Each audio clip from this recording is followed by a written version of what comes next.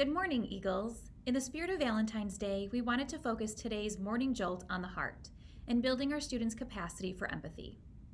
According to Learning for Justice, empathy is the understanding of or the ability to identify with another person's feelings or experiences. When we put ourselves in another person's shoes, we are often more sensitive to what that person is experiencing and less likely to tease or bully them.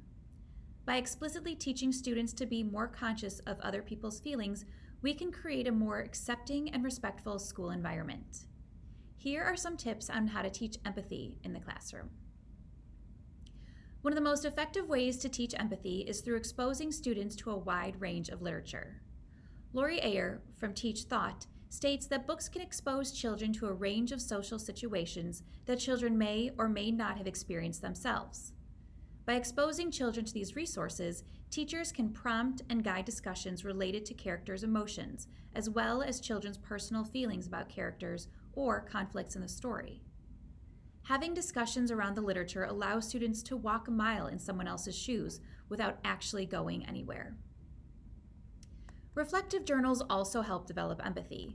You can have students write in journals a few times a week and answer prompts to ask them to reflect on how they behaved in certain instances, what they could do to help others, or how they would feel in certain situations. Drawing attention to this type of reflection helps students be more conscious and understanding of how others may feel. Listening actively to others is another way to teach empathy in your classroom. Donna Wilson and Marcus Conyers recommend using the HEAR method of listening to help their students be better listeners.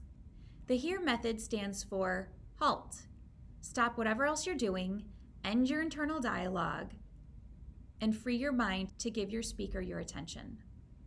Engage, focus on the speaker.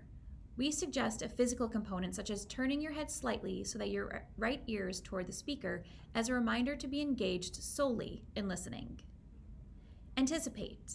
By looking forward to what the speaker has to say, you are acknowledging that you will likely learn something new and interesting, which will enhance your motivation to listen. Replay. Think about what the speaker is saying. Analyze and paraphrase in your mind or in discussion with the speaker or other classmates. Replaying and dialoguing the information you have heard will aid in understanding what the speaker is attempting to convey. Looking at the world from other perspectives is another method to teach empathy. Pear Deck has some wonderful slides that can be easily added to your daily slide deck that ask students to view a topic from someone else's perspective.